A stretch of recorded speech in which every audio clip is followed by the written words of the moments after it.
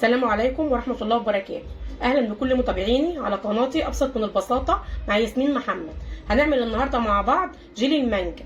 جيلي المانجا مش يعني إن إحنا هنجيب جيلي مانجا بس ونعمله، لا إحنا هنضيف عليه مانجا طبيعية علشان طعمها وريحتها. هنعمله بطريقة سهلة جدا وبسيطة وفي 10 دقايق بتكون خلصانة معانا. ممكن تضيفي أي فاكهة عندك لو أنت حابة. يلا بينا نبدأ ونسمي الله.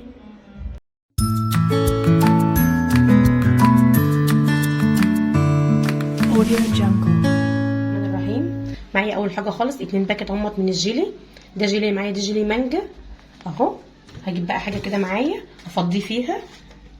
افضي طبعا الكيسين معايا. ده اول كيس اهو.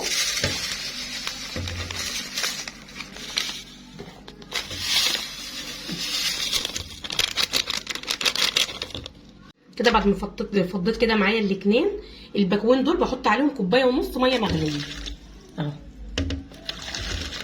كده كوبايه ونص معايا ميه من المغليه. طبعا بقلب جامد عشان ما يجمدش معايا. طبعا اهم حاجه لازم ادوب الجيلاتين ده خالص. اهم حاجه اهم خطوه فيه الميه المغليه دي لازم يدوب خالص ازاي معايا. بحط بقى معايا طبعا 3 معالق من السكر على اللي هما الكيسين دول. طبعا السكر دي بقى حسب ما انت عايز. حطيت كده معايا 3 معالق لان طبعا بيبقى معايا هو برده بيبقى في سكر، والفاكهه اللي انا هحطها لكم بتبقى مسكره معايا. شايفين اساسا حتى وانا بقلبه بدا تحس ان هو بدا يربط معايا. قلب طبعا جامد. اهم خطوه اصلا في الموضوع ده كله التقليب.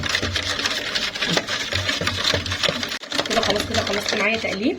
دي بقى كانت منجايه عندي كده في قلب الفريزر، طلعتها وقشرتها قطعتها كده حتت صغنطوطه زي ما انتم شايفينها. هكبها كده عليه واقلب جامد برده خالص كده.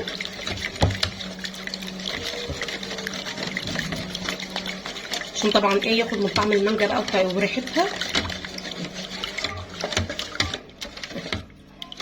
هكب بقى معايا كوبايه ونص من الميه الساقعه.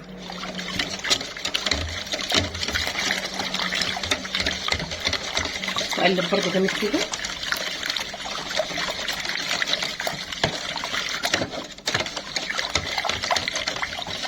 كده خلاص جاهز كده معايا اهو. تعالوا بقى يلا نفضيه مع بعض ونكمل الفاكهه معانا. ده معايا موز اهوت، هاخده بقى كده اقطعه حتت صغيره. وكان معايا تفاحتين كمان قطعتهم معايا حتت صغيره اهو. تعالوا يلا بقى كده نقطع الموز ونشوف هنعمل ايه. ده اللي هحط بقى فيه الجيلي. اي كاسات عندك، اي حاجه موجوده عندك اهو. بحط كده الاول تحت كده شويه موز صغيرين. قطعي بقى طبعا التقطيعه اللي انت عايزاها صغيره او كبيره زي ما انت عايزه اهو. بحط حبه من التفاح فوق اهو. برده شويه موز تانيين. فاكهه بقى اللي انت عايزاها، اي فاكهه موجوده عندك بتحطيها يبقى طعمه حلو قوي. هجيب بقى الجيلي كده معايا اللي بالمانجا. طبعا هنبقى مدوبه فيه قطع المانجا زي ما انتم شايفين. وافضيه بقى كده معايا. اقلب بقى كده عشان كده كله يخش كده في بعضه.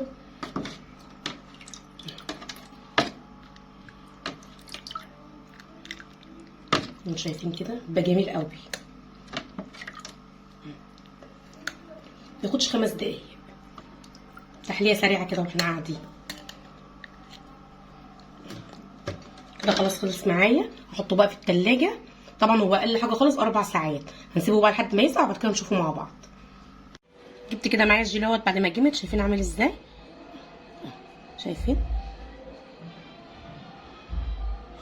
هجيب بقى معايا طبق في قلبه ميه سخنه كده مسخناها على البوتاجاز. هنزل في الجيلي كده اهو.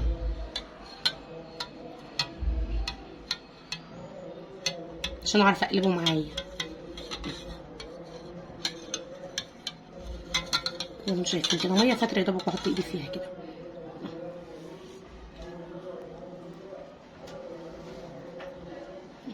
يبقى طبق كده معايا اهو. حبيت هديتين بس كده عليه عشان ينزل معايا اهو. طبعا انا حطيت بقى المحطوط هنا في الميه السخنه. الميه السخنه بتهديه كده، بتسيحه كده شويه تخليه يفك على طول معايا من الطبق. اول ما تجيبي هديتين كده اهو. بسم الله الرحمن الرحيم. شايفين تحفه شكله عامل ازاي. تعالوا كده نكسر حته كده مع بعض كده. شايفين الفاكهه فيها عامله ازاي؟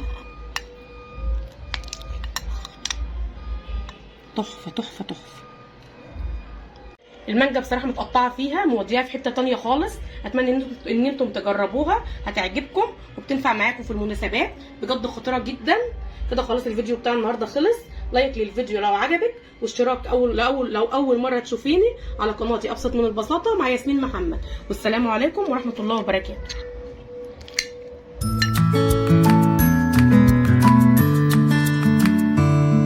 Audio Jungle.